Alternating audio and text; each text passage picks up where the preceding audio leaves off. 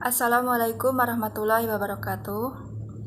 Alhamdulillahirabbil alamin. Assalatu wassalamu ala asrofil anbiya'i wal mursalin wa ala alihi wa sahbihi ajmain, amma ba'du. Pertama-tama, marilah kita panjatkan puji syukur kita kehadirat Allah Subhanahu wa taala, yang mana pada kesempatan kali ini kita dapat melaksanakan diskusi yang insya Allah dalam keadaan sehat walafiat. Amin. Yang kedua, tak lupa pula marilah kita iringi sholawat serta salam kepada junjungan Nabi besar kita Nabi Muhammad SAW dengan lafaz Allahumma sholli ala Sayyidina Muhammad wa ala ali Sayyidina Muhammad.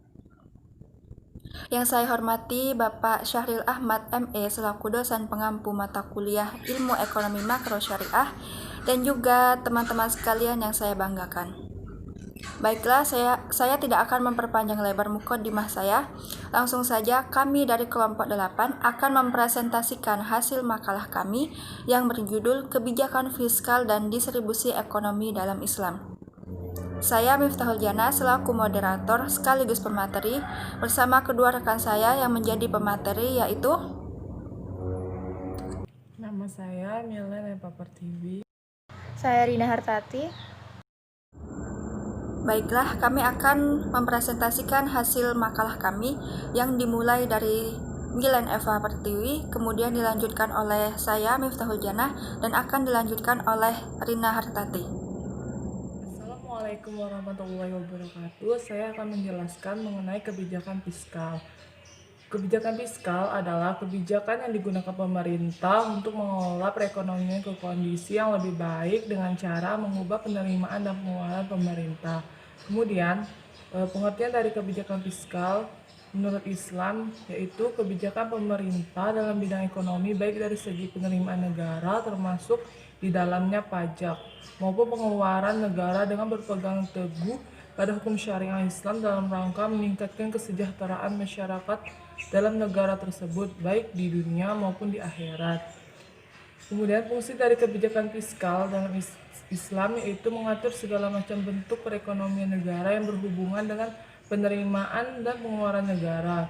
Yang kemudian unsur-unsur ekonomi tersebut dialokasi, didistribusikan, dan distabilisasikan dengan memperhatikan hukum syariah Islam agar dapat menjamin kesejahteraan berbagai golongan dalam masyarakat, baik miskin maupun kaya.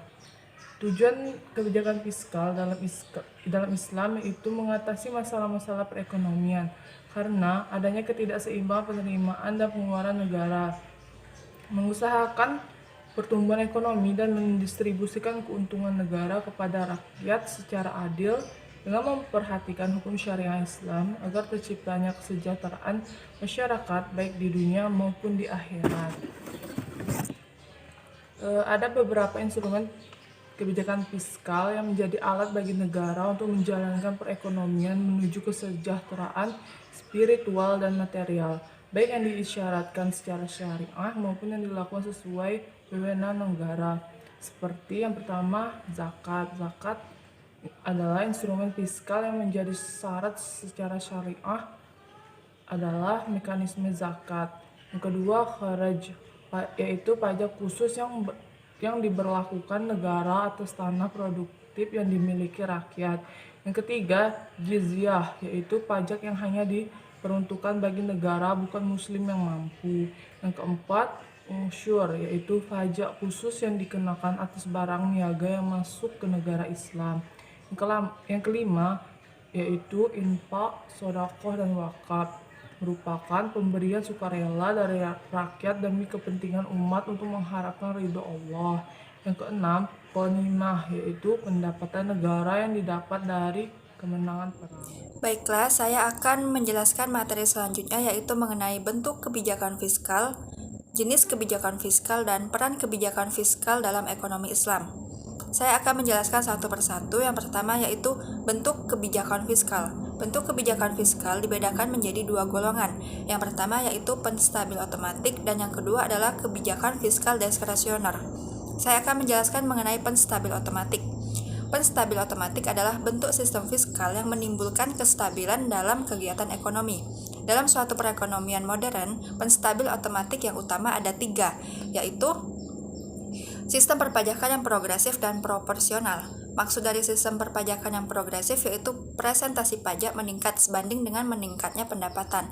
Dan maksud dari pajak proporsional yaitu presentasi pajak yang sama terhadap seluruh tingkat pendapatan.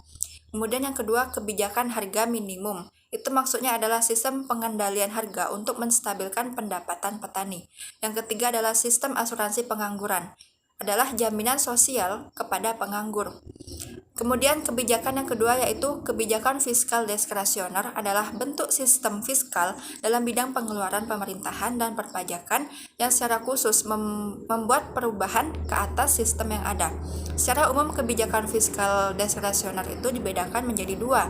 Yang pertama yaitu kebijakan fiskal ekspansi, yaitu kebijakan untuk mendorong majunya perekonomian dan untuk mengurangi pengangguran.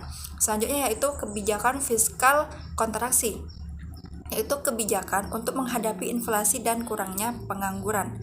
Selanjutnya yaitu jenis kebijakan fiskal. Jenis kebijakan fiskal itu ada 4, yaitu kebijakan anggaran pembiayaan fungsional. Maksudnya adalah kebijakan yang mengatur pengeluaran pemerintah yang akan meningkatkan lapangan pekerjaan. Kemudian kebijakan pendekatan anggaran terkendali, itu adalah kebijakan yang mengatur pengeluaran pemerintah, pajak dan pinjaman yang akan meningkatkan stabilitas perekonomian. Selanjutnya adalah kebijakan stabilisasi anggaran. Itu adalah kebijakan yang mengatur pengeluaran pemerintah dan melihat biaya dan manfaatnya. Selanjutnya adalah kebijakan anggaran seimbang. Itu adalah kebijakan menyeimbangkan pengeluaran dan penerimaan tergantung kondisi. Selanjutnya adalah peran kebijakan fiskal dalam ekonomi Islam. Peran kebijakan fiskal dalam suatu ekonomi ditentukan oleh keterlibatan pemerintah dalam hal aktivitas ekonomi yang ditentukan oleh situasi sosioekonominya, komitmen ideologi dan hakikat sistem ekonomi. Menurut Metzwali, ada 3 tujuan yang hendak dicapai kebijakan fiskal dalam ekonomi Islam. Yang pertama adalah Islam mendirikan tingkat kesetaraan ekonomi dan demokrasi yang lebih tinggi. Yang kedua, Islam melarang pembayaran bunga dalam berbagai bentuk pinjaman. Dan yang ketiga adalah mempunyai komitmen membantu ekonomi masyarakat yang kurang berkembang. Itu adalah penjelasan dari saya, kemudian akan dijelaskan oleh Rina Hartati. Baiklah, saya Rina Hartati akan menjelaskan materi selanjutnya yang berjudul Distribusi Ekonomi dalam Islam. Pengertian distribusi ekonomi dalam Islam. Menurut Sukartawi, pengertian distribusi ialah aktivitas menyalurkan atau mengirimkan barang dan jasa supaya sampai ke konsumen akhir. Sedangkan menurut Asauri, pengertian distribusi ialah kegiatan memindahkan produk dari sumber ke konsumen akhir dengan saluran distribusi pada waktu yang tepat. Jadi, distribusi adalah suatu proses penyampaian barang dan jasa dari produsen ke konsumen dan para pemakai sewaktu dan di mana barang tersebut diperlukan. Adapun makna distribusi dalam ekonomi Islam yaitu mencakup peraturan kepemilikan unsur-unsur produksi dan sumber-sumber kekayaan, di mana Islam memperbolehkan kepemilikan umum dan kepemilikan khusus, dan meletakkan masing-masing dengan keduanya kaidah-kaidah untuk mendapatkan dan mempergunakannya, dan kaidah-kaidah untuk warisan, hibah, dan wasiat. Yang pertama, tujuan distribusi dalam ekonomi Islam. Tujuan distribusi dalam ekonomi Islam ini dapat dikelompokkan kepada tujuan dakwah, pendidikan, sosial, dan ekonomi. Tujuan dakwah yang dimaksud di sini adalah dakwah kepada Islam dan menyatukan hati kepadanya. Di antara contohnya yang paling jelas adalah bagian mu'alaf di dalam zakat. Sedangkan tujuan pendidikan dalam distribusi adalah seperti yang disebutkan dalam firman Allah, yaitu ambillah zakat dan sebagian harta mereka. Dengan zakat itu, kamu membersihkan dan mensucikan mereka. Quran Surah At-Taubah ayat 103.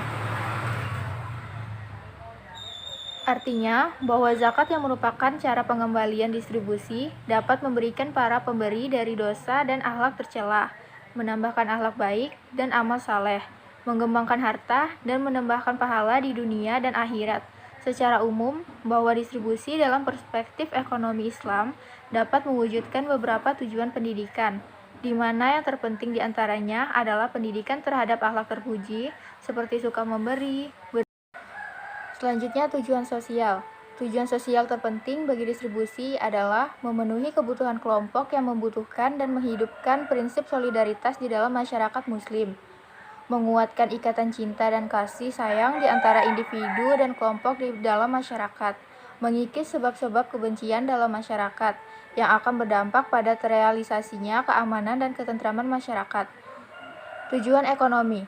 Distribusi dalam ekonomi Islam memiliki tujuan-tujuan ekonomi yang penting, di mana yang terpenting di antaranya dapat disebutkan sebagai berikut. Yang pertama, pengembangan harta dan pembersihannya, karena pemilik harta ketika menginfakkan sebagian hartanya kepada orang lain, baik infak wajib maupun sunnah, maka demikian itu akan mendorongnya untuk menginvestasikan hartanya sehingga tidak akan habis karena zakat. Yang kedua, memberdayakan sumber daya manusia yang menganggur dan terpenuhi kebutuhan tentang harta atau persiapan yang lazim untuk melaksanakannya dengan melakukan kegiatan ekonomi.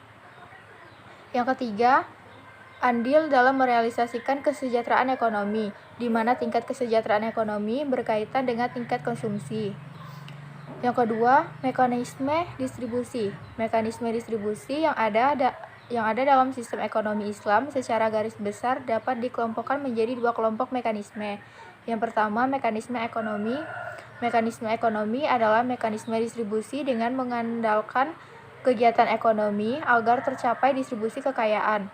Mekanisme dijalankan dengan cara membuat berbagai ketentuan dan mekanisme ekonomi yang berkaitan dengan distribusi. Dalam mewujudkan distribusi kekayaan, maka mekanisme yang ditempuh pada sistem ekonomi Islam di antara manusia yang seadil-adilnya dengan cara sebagai berikut. Pertama, membuka kesempatan seluas-luasnya bagi berlangsungnya sebab-sebab hak milik dan hak milik pribadi. Yang kedua, memberikan kesempatan seluas-luasnya bagi berlangsungnya pengembangan hak milik melalui kegiatan investasi. Yang ketiga, larangan menimbun harta. Yang keempat, membuat kebijakan agar harta beredar secara luas serta menggalakkan berbagai kegiatan syirkah dan mendorong pusat-pusat pertumbuhan. Yang kelima, larangan kegiatan ihtikar serta berbagai penipuan yang dapat mendistorsi pasar. Keenam, larangan kegiatan judi, riba, korupsi, dan suap. Yang ketujuh, pemanfaatan secara optimal hasil dari barang-barang SDA milik umum yang dikelola negara sebagai hasil hutan, minyak, listrik, dan sebagainya demi kesejahteraan masyarakat. Mekanisme non-ekonomi didukung oleh sebab-sebab tertentu yang bersifat alamiah, misalnya keadaan alam yang tandus, badan yang cacat, akal yang lemah, atau terjadinya musibah bencana alam. Dimungkinkan terjadinya kesenjangan ekonomi, terhambatnya distribusi kekayaan terhadap orang-orang yang memiliki faktor tersebut. Pendistribusian harta dengan mekanisme non-ekonomi tersebut antara lain pemberian negara kepada rakyat yang membutuhkan. Negara memberikan harta kepada orang-orang yang memerlukan untuk memenuhi kebutuhannya. Pemberian harta negara tersebut dengan maksud agar dalam rangka memenuhi kebutuhan hidup rakyat atau agar rakyat dapat memanfaatkan kepemilikan mereka secara merata. Yang kedua, zakat. Pemberian harta zakat yang dibayarkan oleh muzakir kepada mustahik adalah bentuk lain dari mekanisme non-ekonomi dalam distribusi harta. Zakat adalah ibadah wajib yang dilaksanakan oleh para muzaki. Dalam hal ini, negara wajib memaksa siapapun yang termasuk muzaki untuk membayarkan zakatnya. Ya, itu tadi penjelasan materi mengenai kebijakan fiskal dan distribusi ekonomi dalam Islam. Kami dari kelompok 8 membuka sesi tanya jawab. Dipersilahkan kepada audien untuk mengajukan pertanyaan ataupun menambahkan jawaban dan tanggapan. Cukup sekian dari kelompok 8. Lebih kurangnya kami mohon maaf. Wassalamualaikum warahmatullahi wabarakatuh.